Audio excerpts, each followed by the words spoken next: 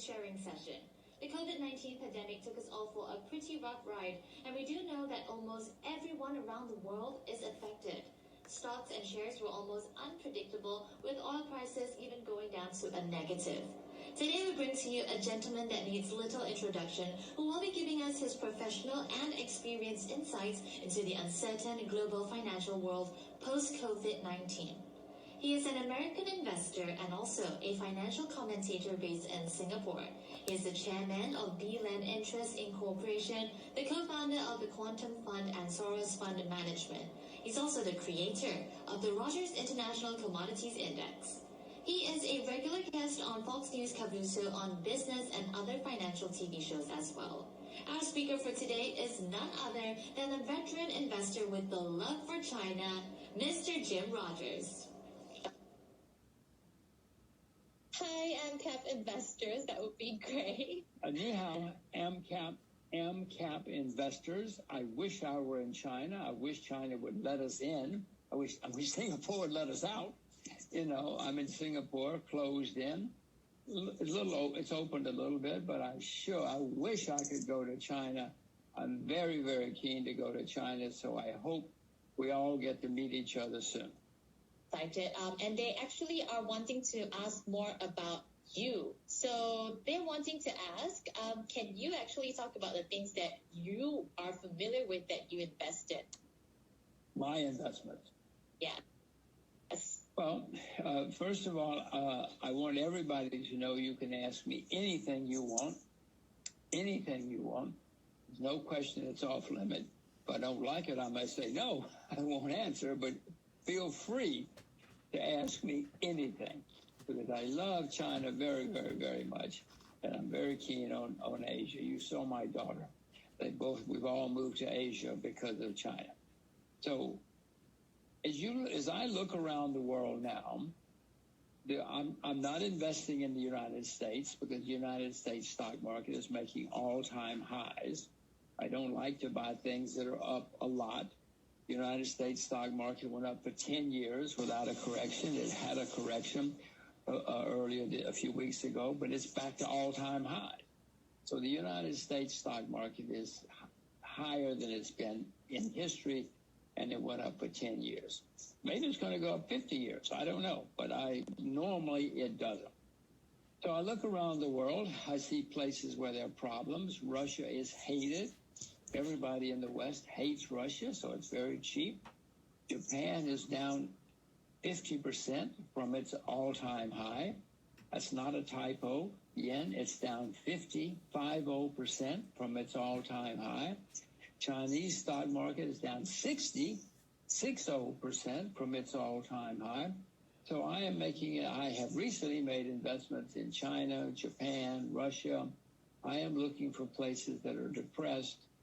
Because in my experience and the way I have done things, I have been more successful buying things that are depressed rather than things that are high.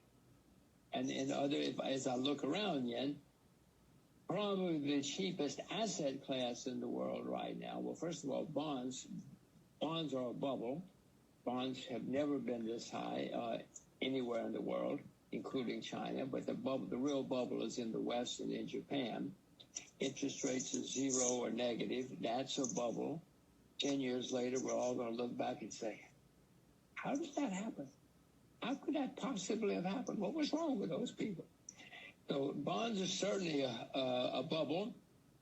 Some stocks are certainly not cheap, but commodities are the cheapest asset class of all as I look around the world. If you look around the world, sugar, for instance, is down 80% from its all-time high, 80% from its all-time high. So agricultural, especially commodities, are perhaps the cheapest asset class. But some markets, as I say, I bought a Russian shipping company recently. I bought shares in China recently, Hong Kong, bought Chinese Hong Kong shares, Japan. Yeah, who knows? Those are places that I've been looking. But, let me add one other thing. And some assets have been destroyed. Transportation, anything to do with transportation or tourism has been ruined. Restaurants, hotels, airlines, ruined. So there are probably some very good opportunities in anything to do with transportation, travel, airlines, shipping. I bought a Russian shipping company, as I said. Thank you once again for agreeing to the sharing session. We'll get right into it with burning topics for our investors. Number one, post-pandemic, okay, after the COVID-19. What do you think of the outlook for current versus future fintech trends? Oh, well, fintech has a fantastic future. Every once in a while, the world changes dramatically. My daughters, one of whom you just met, will probably never go to a bank when they're adults. No, stockbrokers, there will be very few stockbrokers in offices anywhere. All these banks that are sitting around on corners are probably going to disappear. Maybe there'll be old age homes. I don't know what's going to happen. No, fintech has a phenomenal future, a great future. And you just have to pick the right people. I'll remind you, Yen, that 250 years ago, there were probably a few thousand automobile companies. Now there are not so many automobile companies. 70 years ago, there were many computer companies. Now there are not so many computer companies. So I don't know who's going to win, but fintech is going to change everything we know. So there's no difference with currently how fintech is and in the future post-pandemic? Oh, no, there's great changes. As I said, it's going to boom. It's going to have a great explosion everywhere. If you go down to the corner, Yen, you'll see lots of banks. Probably a bank on every corner. They won't be there. What do you mean it won't change? They're all going to disappear, And if there's not a bank on the corner, there's a stockbroker. That's going to disappear too. All the stockbrokers are going to be online. My children will never go to a bank when they're adults. Oh, what do you mean? It's going to change dramatically. It is changing dramatically. And what is your view? This is a pretty big question, but what is your view on the global finance market? Can you elaborate on that? Well, the global finance market is in the process of changing dramatically.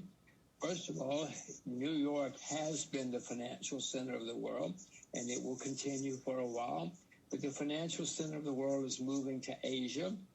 It has been London, New York, Frankfurt, because that's where the assets were and that's where the wealth was.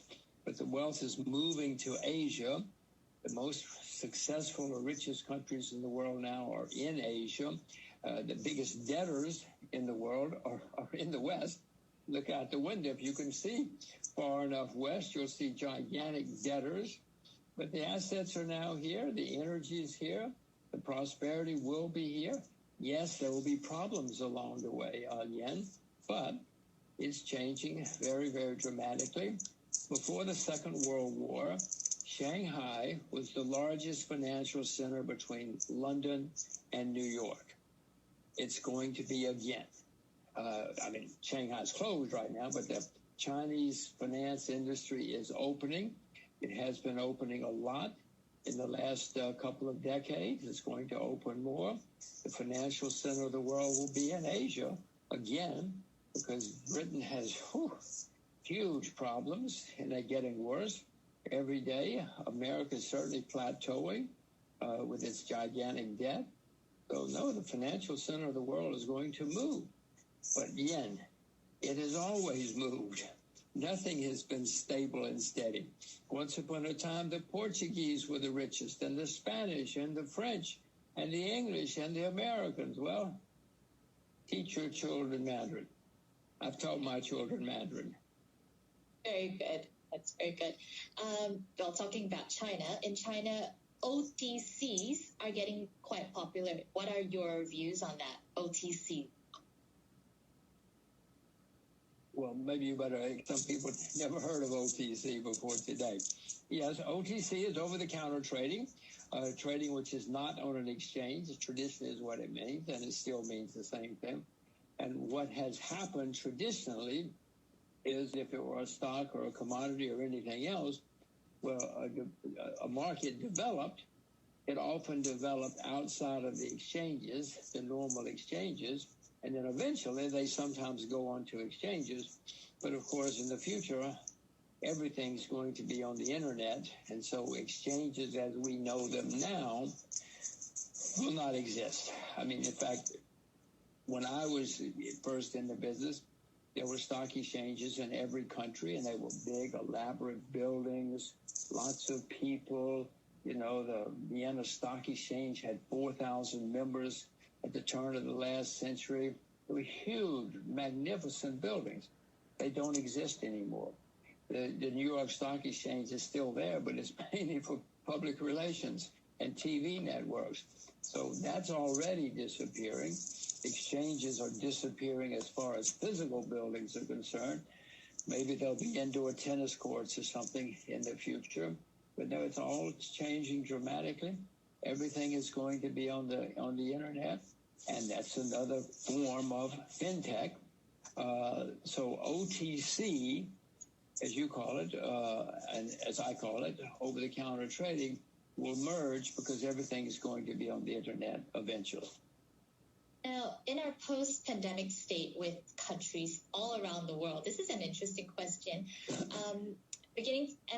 All around the world, countries are beginning to ease the restrictions. What do you think will happen to the U.S. and global share market as, the industry, as countries try to recover?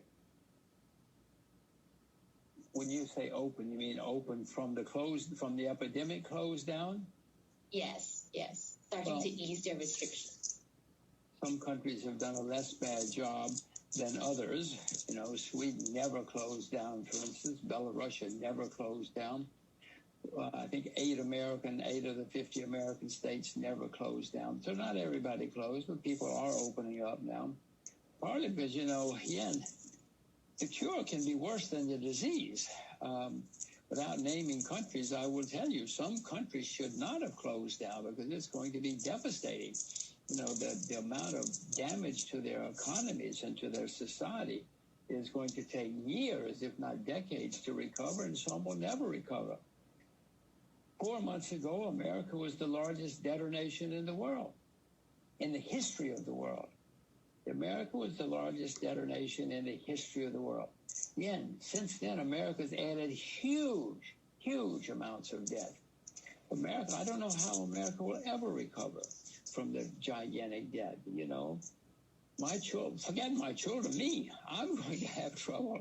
And I'm much older than my children, but young people in America have a bleak outlook in their lifetimes. And little girls like my teenage girls, it's going to be dismal for them. Other countries, some have not added so much debt. China has done a less bad job. China has not driven interest rates to zero, as America and some Western countries have done. China has spent money, but nothing like the staggering amounts of money that Japan or the U.S. has spent, or England. Great Britain has staggering debts. I'm very dismayed at what's happened in some countries. The Bank of Japan, the guy goes to work every day, turns on the printing presses, prints as fast as he can, and buys stocks and bonds and ETFs. Japan has got serious problems already. Now it's getting worse. The Japanese population has been declining for 10 years. The debt has been skyrocketing for decades. No, this is going to be a death knell for many countries, and some may never recover. But, again, the bad news is, yes, some countries are going to be in decline and it will accelerate. The good news is there are always countries on the rise, so some will rise up. That's been the beauty of history, and that's been the beauty of capitalism.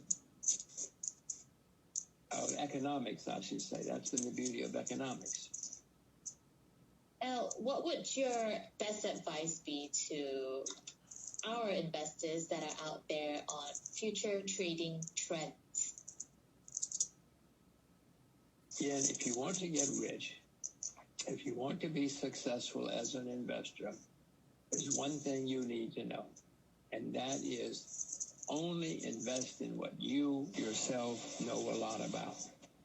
Everybody watching this knows a lot about something, whether it's fashion or cars or sports, whatever it is, you know a huge amount about something. You read the newspapers, the magazines, the internet, the TV. When you turn on the internet, you go to some websites. But that's what your passion is. And you already know a lot about it. If it's fashion, listen, I assure you, you know more about fashion than I will ever know.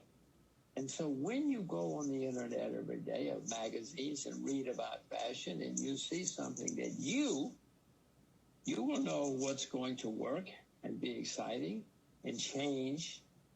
I never care about fashion, so I don't care at all. But you, because you go there every day, will see something new coming. You will say, aha. Now, what you have to do is learn to think like an investor. Don't just say, aha, and send out emails and say, oh, this new designer is going to be great, or this new chain of stores is going to be great. No, then what you do is you start thinking like an investor, and you start saying, oh, well, wait a minute.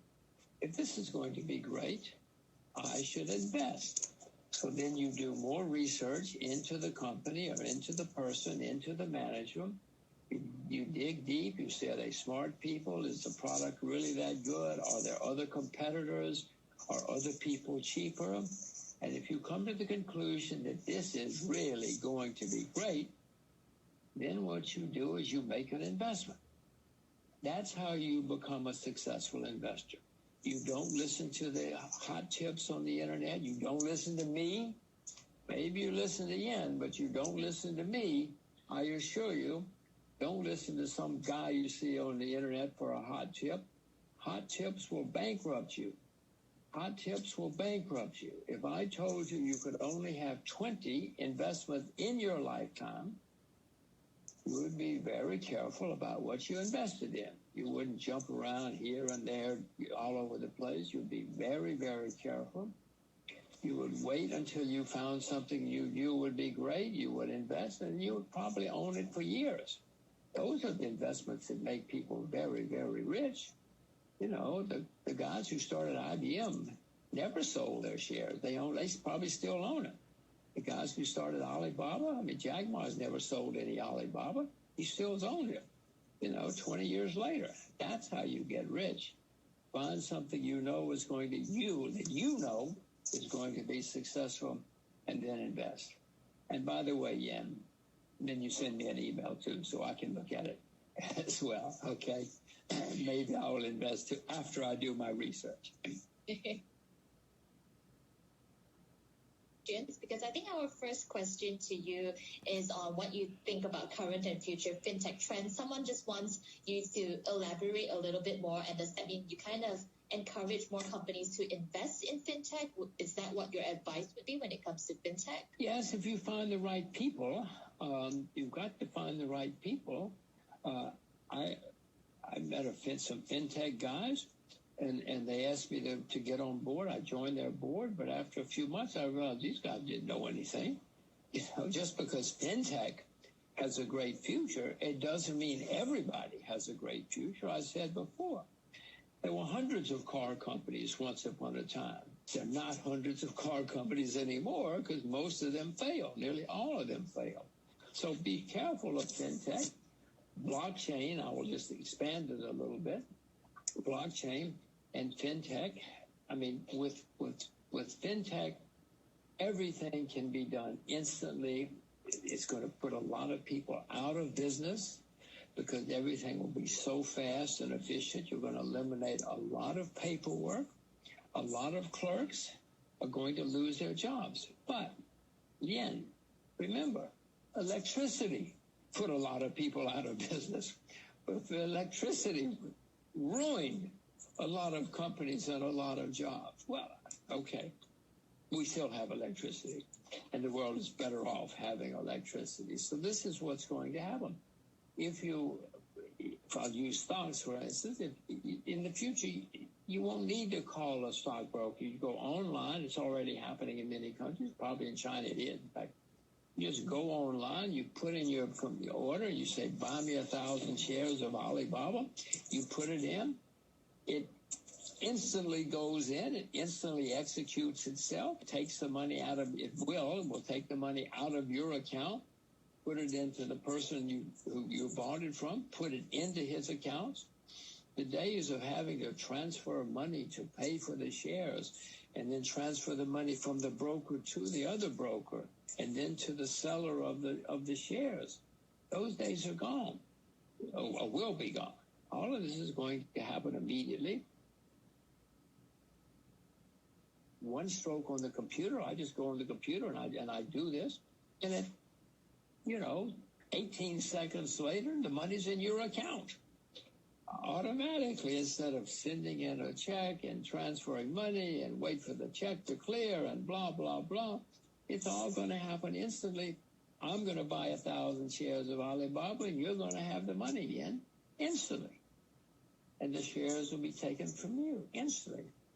Huge numbers of clerks and intermediaries are going to disappear. All the people who cleared those checks. I mean, you can't even use money in China anymore. It's already becoming more and more on the computer. You can't take a taxi in China with money now. Everything is on the phone. I was trying to buy an ice cream in Beijing not long ago. Poor woman couldn't sell me the ice cream. I had money. I had renminbi. She couldn't take renminbi. She didn't know what to do. She was 19 years old or something. Finally, she felt so sorry for this poor foreigner. She gave me the ice cream. It's wonderful. I wish I'd been buying a Mercedes or something. That's already happened in China, but it's going to be much more extensive in fintech, but everything else.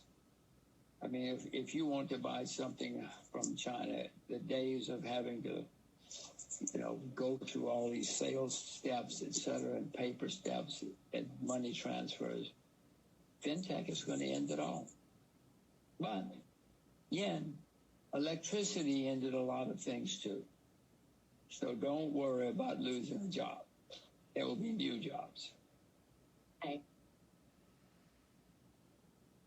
Finance and technology, and yes, in the future we might lose. Lots of people might lose their jobs because of the technology that is evolving. Now, Amcap wants to tell you that they're developing, and it is called e-cap. Now, what e-cap does is it merges all the stock exchange into one app. So, meaning the Chinese can purchase Facebook shares from the U.S. and the U.S., for example, can purchase stocks from the UAE quite simply done as in just typing it and then sending it out. What is your view on this app that this e-cap app that was created based on this? Hooray! Cheers! Hooray! Now, what you just described to me, and that's all I know, it's fabulous. Absolutely fantastic. Just to tell you why I think it's fantastic, if I wanted to invest in Zimbabwe, oh my God, you just have to go there.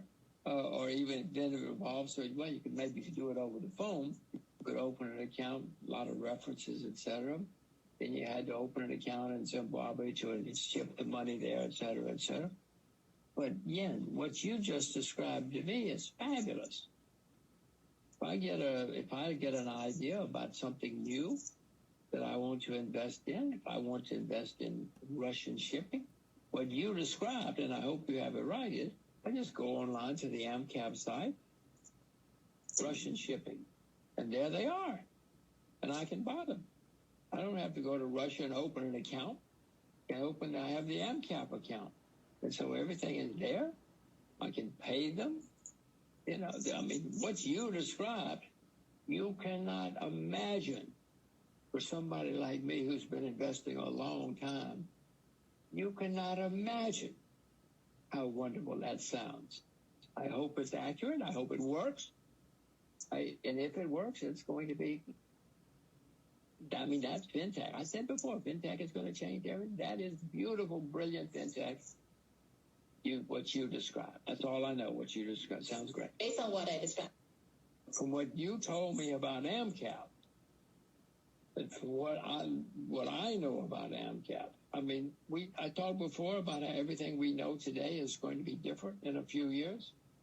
If Amcap can do what you said they're doing, and can do it right, that's going to be an unbelievably exciting and fantastic fintech change. Another way the world is going to change dramatically. I told you my experiences was being an international investor for a few decades. Amcap, where were you 50 years ago when I needed you? I had to go to Zimbabwe. You know, what a pain. You know, I had to go everywhere to do. Thank you, Amcap, and I hope you can pull it off. If you can pull it off, I will kiss your feet. Thank you, Amcap, and thank you, Yen. To all the beloved members and investors from Amcap Capital, thank you for joining us for our sharing session by our guest speaker, Jim Rogers. Stay tuned for our next speaking session by world economists, famed investors, and international thriving entrepreneurs. I'm Amanda Andrea, your host for today. Take care, and until we meet again, goodbye.